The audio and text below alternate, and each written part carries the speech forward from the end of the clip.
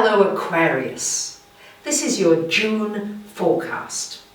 We still have Mars retrograde until the 29th of June up here in your 9th house. So many of you have probably been feeling a little frustrated that things aren't moving quite as fast as you would have liked them to have moved. Maybe some of you are feeling as though you've just overwhelmed with so much to do, and it's just like as soon as you get one thing done, there's another 10 things to do. It's almost like there's not enough balance. It's either too much activity or not enough activity. Well, the good news is that come next month, July, that should balance out quite a lot when that Mars does go direct. Mars in the 10th house there, retrograde, this will be a wonderful time for any kind of negotiations with anything where there's been some kind of a miscommunication, conflict, disagreement, anything in the workplace. This will be a great time.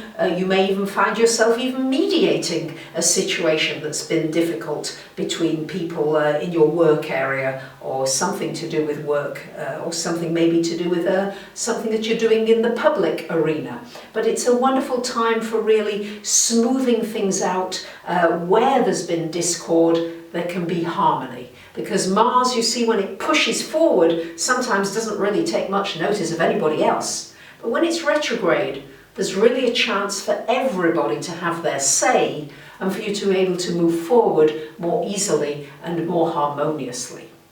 Now we've got Sun and Venus together starting the month in this lovely 5th house of pleasure, of romance, of children. And on the 4th of the month we've got a lovely new moon happening in this 5th house, lovely Aquarians. What could be nicer? If you're looking for romance, this is a wonderful time for finding some romance, but I will caution you that with Mars retrograde, do go slowly into the romance, because if you go too quickly, it could just fizzle out into nothing by the end of this month. But if you go nice and slowly and really just enjoy the experience of maybe meeting somebody that you're attracted to, and also this 5th house is very much being attracted to yourself and romancing yourself in the sense of finding pleasure, finding enjoyment. And this is such a lovely aspect for doing pleasurable things. And the new moon there is encouraging you to do new things that give you pleasure. Very often in readings, I sometimes say to people, you know, tell me 3 or 5 things that give you pleasure. And sometimes it's like, they can say 1 or 2, but that's it. Sometimes people can't even say 1. So really this new moon is encouraging you to focus on an abundance of what gives you joy and to do more of it, really, and to reinvent this whole area of your life. Because it's going to be a lot of fun for you. Because as well, on the 13th of the month, we've got Mercury coming into that 5th house. This is also a wonderful month for everything connected with your own business, becoming self-employed. If you're already self-employed, this could be a great time for some new beginnings in that business. If you're not, well, you might want to be considering it and looking at maybe a hobby, something you enjoy. Maybe it could be very lucrative for you. I would say you're not going to, ideally don't go full steam ahead until next month, but this is certainly cooking things up nicely for you. On the 20th of the month, we've got Venus coming into your 6th, on the 18th of the month, and on the 21st of the month, we've got the Sun coming into your 6th house. So Sun and Venus in this 6th house. Well, this is lovely for anything connected with work. So if you've been looking for a job or something like that, that could well come to you towards the end of this month. It could also mean that somebody in the workplace is especially kind to you, helpful to you, perhaps puts in a good word for you. Sun and Venus in that 6th house, well, this would be a time to look at how you can make what you eat, what you do for your body, your exercise, how can you make it enjoyable? All too often we look at exercise, I've got to get to the gym, I've got to do these things. Venus really wants you to make it fun, wants you to bring pleasure and joy into everything connected with your physical body. And Sun and Venus together want you to remember to love your physical body. Yes, it's important to love it, to look at it and to love every single inch of you. And that's what this Sun-Venus is encouraging here in this 6th house for you.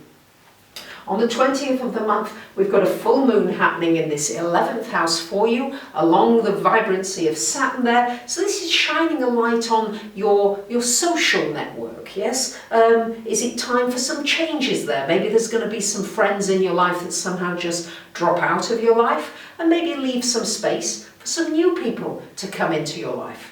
Maybe there's going to be some collaborations with people. Maybe you'll have an opportunity to collaborate with some people who are quite serious about something that you're serious about. So if you're into gardening, or you're into cooking, or you're into art or music or business or chemistry or physics, whatever it is, you may find other people who you really connect with, who you can get some real inspiration from, and also maybe collaborate together. I'm finding I'm doing some more collaborations with other astrologers now, and that's really refreshing and really grows me and helps me to learn more and to give more in my presentations to you.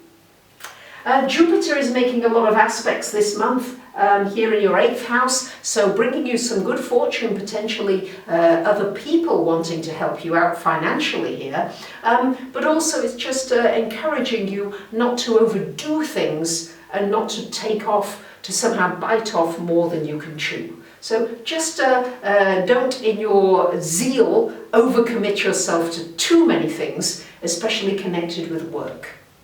So it's an exciting month ahead for you, Aquarius. I wish you a wonderful June, and I thank you for commenting, sharing, and subscribing. Bye for now.